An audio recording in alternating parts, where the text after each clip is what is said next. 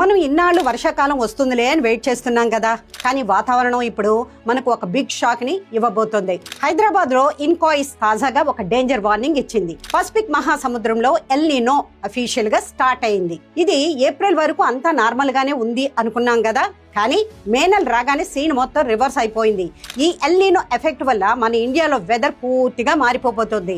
ఇది ఏదో ఒక నెలలో పోయేది కాదండి. ఇప్పుడు మే 2026లో మొదలైతే జనవరి 2027 వరకు ఈ నరకం కొనసాగుతుందట.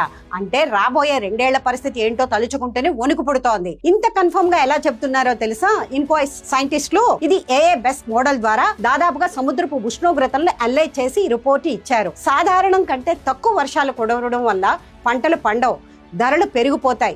ఓవరాల్ గా ఒక ఎమర్జెన్సీ లాంటి సిచ్యుయేషన్ రావచ్చు. గవర్నమెంట్ ఎలాంటి స్టెప్స్ తీసుకుంటుందో చూడాలి మరి. కానీ మాత్రం ఇప్పుడే అలర్ట్ అవ్వాలి. నీటిని వృధా చేయకండి, ఎండల నుంచి మిమ్మల్ని మీరు కాపాడుకోండి.